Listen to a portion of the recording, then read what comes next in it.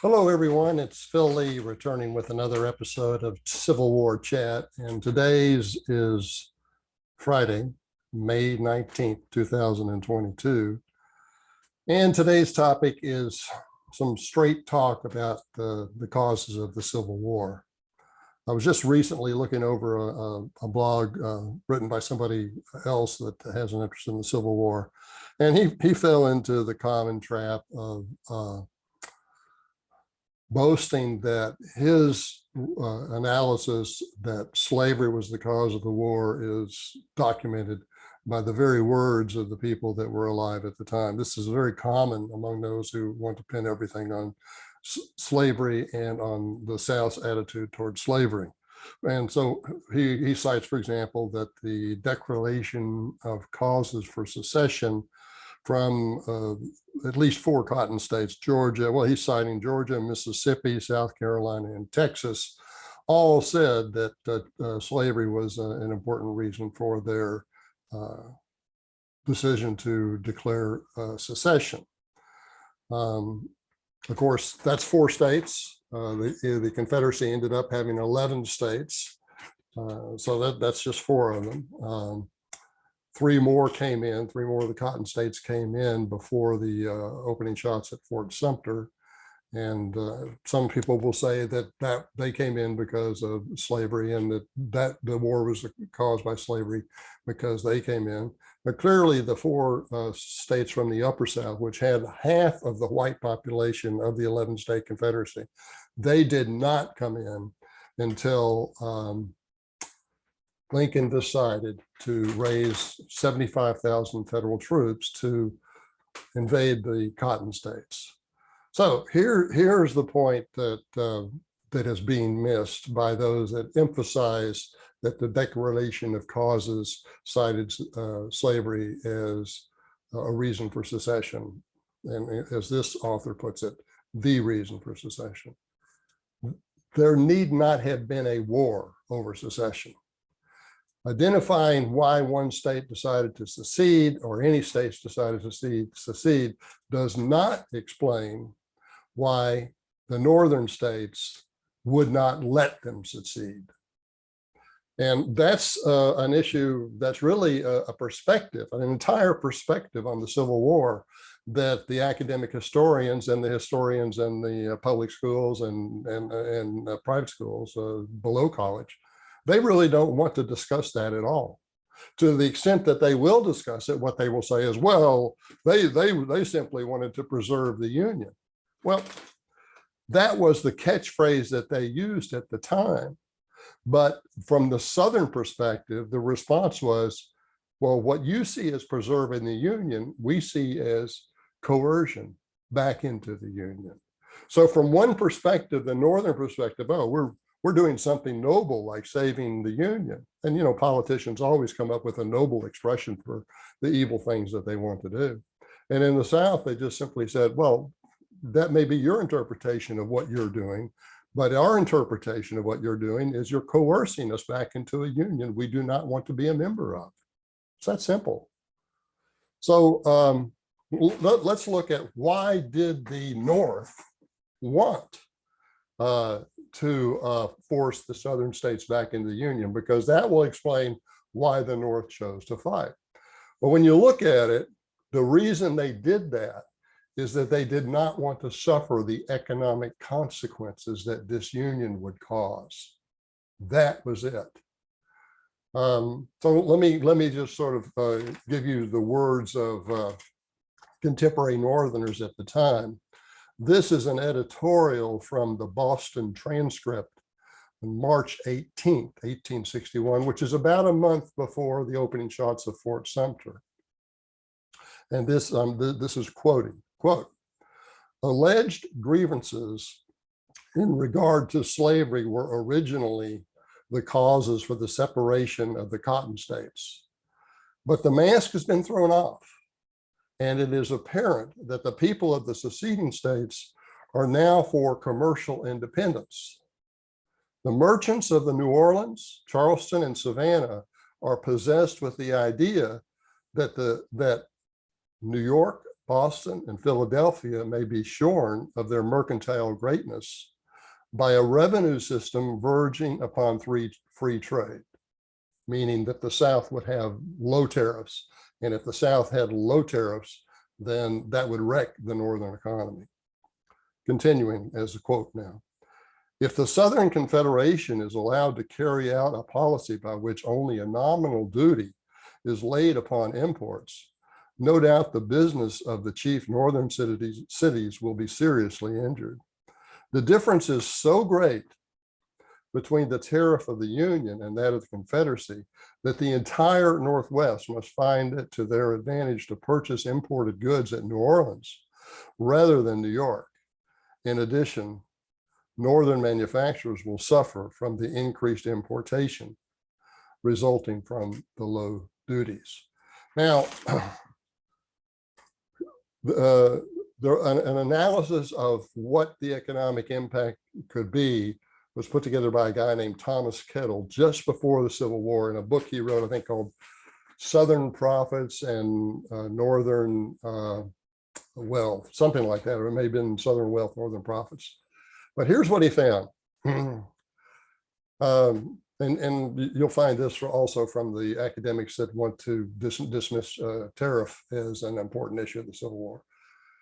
The tariffs collected on the eve of the Civil War were about $52 million.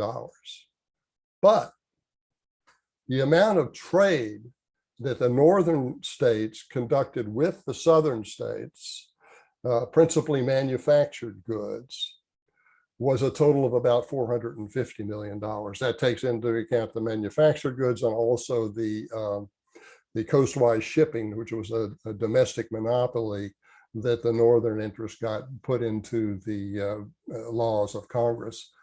That was about $450 million. So what is that? Almost 10 times the amount of the total tariffs that were paid.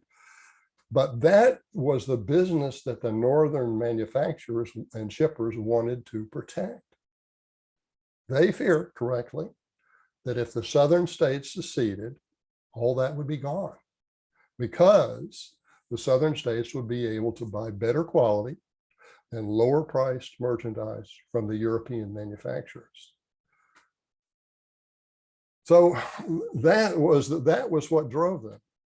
Now it's interesting if you make the argument that, well, you know, tariffs were also a cause of the war, they will dismiss that again because they are unable. They have been conditioned to look at tariffs only from the point of view of the Southerners, whereas they should be examining the motivation that tariffs would provide from the point of view of the Northerners. See, it was the Northerners that needed a high tariff. The South would have been happy with low tariffs, but the Northerners needed it, and they needed to see that those tariffs were enforced in order to ensure that that $450 million of trade between the North and the South did not go away. Otherwise, and this, just as this Boston transcript editorial said, otherwise it would be economic ruin for the North. So here's the important point when you take into consideration tariffs. It was the North that went to war over tariffs, not the South. Here's some evidence to support that. On the eve of the Civil War, the tariff on dutiable items was 19%. For the next 50 years, it averaged 45%. In other words, once the Northerners won the war and dominated the government in Washington, tariffs went up by more than 100% and stayed there for 50 years. That's something that this guy that wrote this blog post, he doesn't even look at that. And a third thing that let's consider, he will quote, this guy, and the typical academic will quote this. Well, you know, if you look at the Declaration of Causes for the states that seceded, you'll find that it was common for them to cite slavery. Okay, let's just, for purposes of argument, accept that.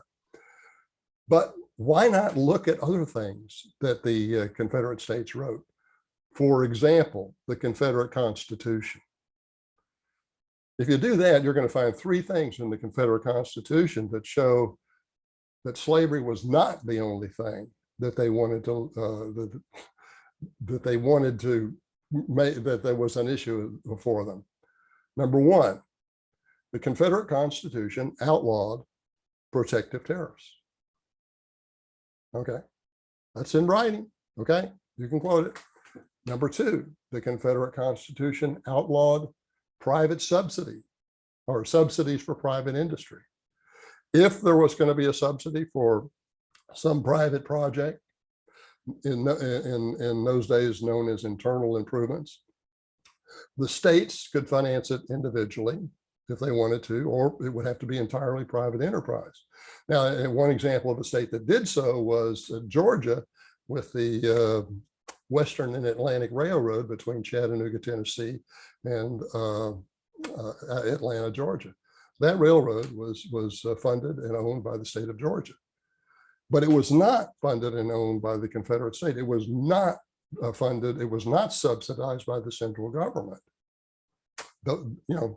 These guys don't quote that, right? It's clear that the Southerners did not want the central government, whether it be the one in Washington or the one in Richmond, subsidizing private industry. They did not want crony capitalism. And it's clear that they wanted low tariffs. They did not want to be required to buy overpriced merchandise from the manufacturers north of the Mason-Dixon line and the Potomac River. And the third thing is that there was to be, in addition to no subsidies and no protective tariff,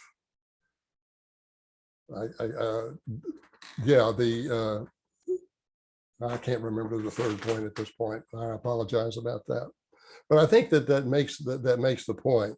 Let's go on. Let's go on and look at some of the northern motivations of the war, and quote some primary sources that the academics and people like this guy and his blog will never quote.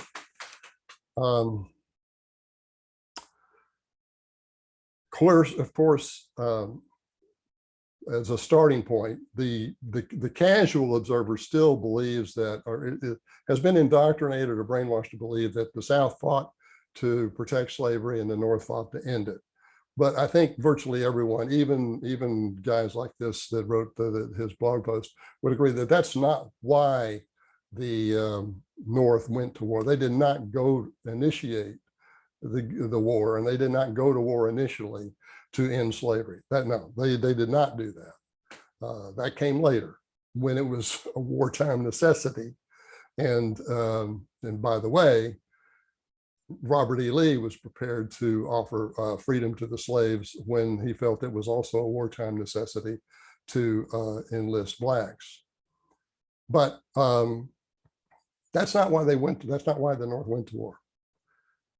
In 1854, which was 7 years before the war started, Abraham Lincoln tipped his hand. He explained why he did not want slavery to extend beyond the cotton states, or the southern states as they existed in 1854. This was a speech he made in Peoria, Illinois, in response to the Kansas-Nebraska Act, which would have authorized, well, which did authorize popular sovereignty. Okay, here's what he was saying. He was in reference to the Western territories, west of the Missouri River, for example. Here's what he was saying. Quote, "The whole nation is interested that the best use shall be made of these territories. We want them for the homes of free white people. This they cannot be to any considerable extent if slavery shall be planted within them."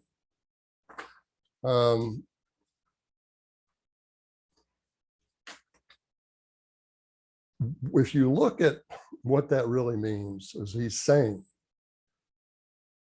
that he's not against slavery per se. He's against blacks per se. He does not want blacks and whites to mingle. Now, there are later quotes that I can give you from even during the Civil War, in which he said that that was his preference. And certainly he said that during the Lincoln-Douglas debates of 1858. But his so-called noble reason for wanting to block the spread of slavery was not noble at all. It was his explanation was he wanted slavery to start, not to stay quarantined in the South, so that the Western territories would be available for free white people. That's racism, okay? Even by the standards of that day. Now, if you doubt the significance of that remark, consider this. After Texas was admitted as a state in 1845, an additional 22 states were admitted all the way to the present day, let's say 2022.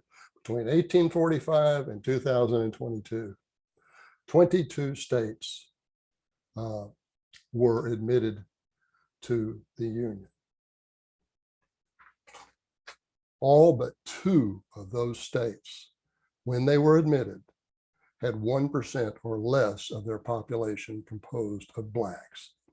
That goes all the way to Alaska and Hawaii in 1959.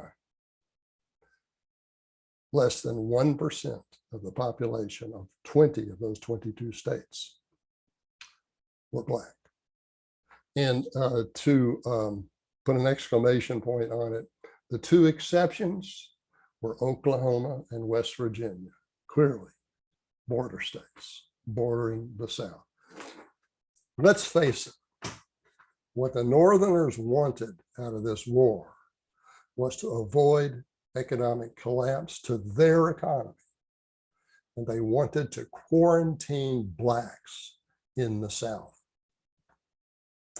Okay, so I did say there were 3 things in the Constitution that are written that show that slavery was not the only reason that the South wanted to secede. One was the outlawing the protective tariff, and 2 was to actually, I called it no subsidies, but what I'm saying is the Constitution outlawed public works spending. So building the Western and Atlantic Railroad from Atlanta to Chattanooga, normally that would have been a public works spending if it was not undertaken by private enterprise. And if you know, the political log rollers could get the central government to finance it, that would be what happened. And clearly there was a lot of that going on in the North, especially, you know, not only before the Civil War, but especially during the Gilded Age afterwards. So they outlawed public works spending, they outlawed protective tariffs, and the third thing they outlawed was direct subsidies to private industries. And the example to that just prior to the Civil War, where that was common, was in the fishing industries of New England. So I just wanted to summarize those points because they're often missed. It is so important in understanding the Civil War to appreciate the reasons that each side had their differences. The putting the blame on the Southerners by labeling the sole cause as slavery shows the indoctrination that our historians are getting to only look at the causes of the war from the point of view of prearranged presumptions about Southern guilt. Again, I'm going to repeat, there need not have been a civil war if Lincoln and the Northerners had simply let the Cotton States leave in peace. There are people you can quote, including Seward, who felt like that, you know, just let them go, they'll come back. And that could have been done, but it wasn't done. And the other major point, and I've tried to make this before, it is so commonly missed, even amongst people that analyze the Civil War from, you know, with some sympathy for the South. And that second point is it is so important to understand that it was not the South that went to war over slavery, over tariffs. The North was motivated to go to war over tariffs because they wanted the Southern states to keep a high tariff and stay in the United States That way, the Southern market would still be available to them. Now, otherwise, that Southern market would be lost, and it represented about 10% of the GNP.